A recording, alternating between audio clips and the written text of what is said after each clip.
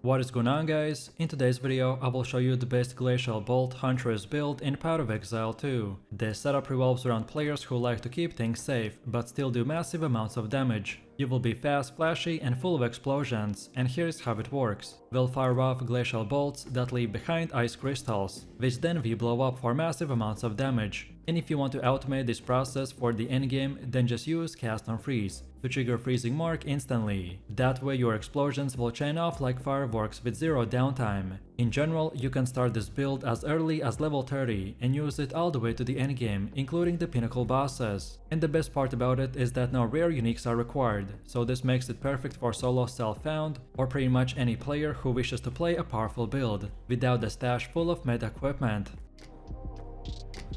So let me show you the build, and for the main class we are going with the Huntress and our Ascendancy is Amazon. Then for the first skill we have Glacial Bolt with support gems like the Ice Bite, Scatter Shot, Cold Infusion, Primal Armament and Bullseye. Then second we got the Artillery Ballista with the Fire Infusion, Martial Tempo, Culling Strike, Rising Tempest and Blind Side. Next we got the Herald of Ice with the Reach, Magnified Effect, Cold Mastery and Execute. Next we have Hypothermia with the Heightened Curse, Curse Ground and Ritualistic Curse. Then for the next one we have Thunderous Sleep with no support gems. Next we got the Cast on Freeze with the Freezing Mark, Impetus, Energy Retention and Overabundance. Then next we have Eye of Winter with the Cold Exposure, Unleash, Inevitable Critical and Deceleration. Then also we got the Ghost Dance with the Fast Forward and Precision. And finally we're using the Wind Dancer with the Pin, Wind Wave and Blind. Most of the setup is structured around spamming the glacial bolts to delete enemies in split seconds, so we use gems and skills that will support and increase their duration, speed and damage, while the rest are powerful buffs and utility skills that usually get activated in the background. Next we also have a leveling build in case if you are watching this video when starting your journey from level 1 and you want to use it up until about level 30. And remember that for this we're using the bow, and then after level 31 we will switch to the crossbow setup. So first off we have the Lightning Arrow with the Martial Tempo and Lightning Infusion. Then next we have Lightning Rod with a Scatter Shot and Concentrated Effect. Next we got the Flame Wall with no gems. And finally we're using the Herald of Thunder with also no support gems. Next up we have our passive tree, and if you're interested in a full in-depth guide on how it works, then check out my beginner guide. So let's take a look at our setup, and we want to start at this attack damage node and then go like this while taking these two. So Primal Instincts and Eagle Eye. Then next keep going forwards until we get these three. So Primal Sundering, Precision Salvo and Escape Velocity. Then from here we keep on going forwards until the end point and then go to the bottom right here and get these two. So Acceleration and Falcon Dive. Then next up we circle back to this point and then go up top and get all of these nodes right here.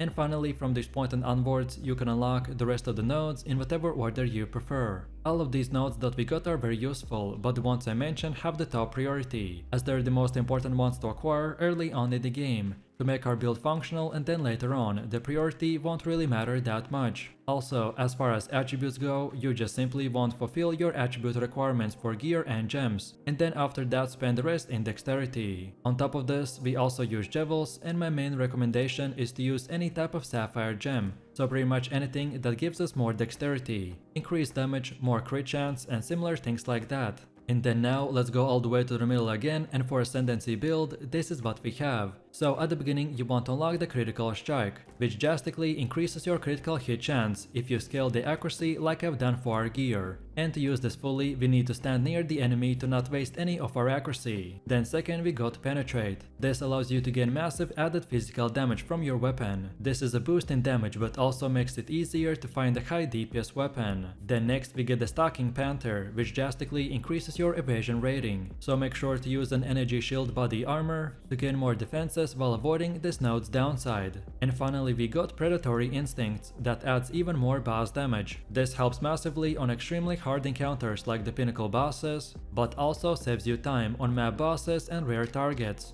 Next up we have our Outlast tree, and the general idea behind this is to aim for bonus passives that spawn a lot of grouped up monsters like in expeditions or in rituals. So when we start we wanna first of all go to the left side and get all of these nodes until the high road, but of course on your way get the ecological shift, and then lastly go all the way to the middle and get these top nodes. But then on top of this we also have sub passives, and their order in which you unlock them doesn't really matter, so this time it's up to you. and this is how it should look like for the ritual. Then next we have Delirium, then third we have bosses, then on top of that we have Pinnacle bosses, then next we also have our Expedition setup, and then finally our Breach setup. Next we have gear. The weapon of our choice is the Tense Crossbow with increased bolt speed, increased physical damage more to accuracy, more to critical damage bonus, and increased attack speed. Then for helmet we have the Chapped Hood with evasion rating, and for more we want evasion rating, max life, fire and cold resistance. Then for chest we have the Sacramental Robe with energy shield, and for more we want faster start to energy shield recharge, increased max energy shield, then even more energy shield and more to spirit. Then for belt we have the heavy belt with increased stun, max life,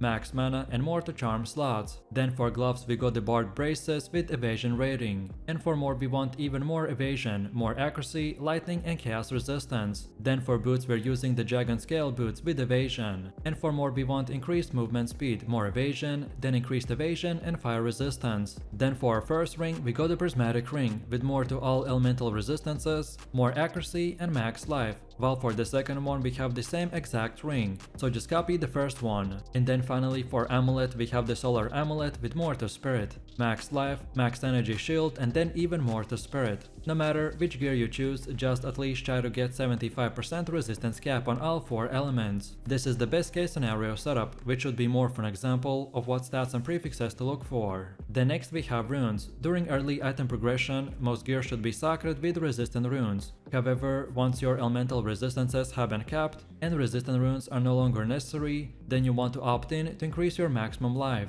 with body runes or consider sacting a soul core. So right now on my weapon I got 2 vision runes, while on the rest of my equipment, so the head, chest, gloves and boots, I got only iron runes. Then on top of this we need to quickly look into the charms. Charms are incredibly useful, as by having the right one equipped at the right time can save you from dying. If you are struggling with certain bosses, then look into what damage type they're using, and then use that specific charm to increase your resistance. For me personally, I like to use the Stone Charm for stuns, then second get the Taving Charm for when you become frozen, and then finally we want a Mete's Charm for chaos damage. But as I've said, which one you choose will entirely depend on the enemies that you are fighting, so feel free to experiment and mix and match. Another important decision is Anointment. So on our amulet we got the Storm Charged. His effect increases lightning damage and has the chance to be shocked when hit. This works well with builds that hit frequently or have a high shock effectiveness, especially for those who are using a Shocking Touch or the Storm skills. And now finally, let's quickly take a look at how this build will work. So as you can tell, our whole build pretty much revolves around spamming the glacial bolts and seeing the enemies explode. So at the start we wanna first of all fire a single crossbow projectile that explodes on impact, leaving behind a cluster of ice crystals. Destroying those ice crystals will trigger a cold AoV explosion that deals attack damage, scaling it with your weapon and any other attack-based stat.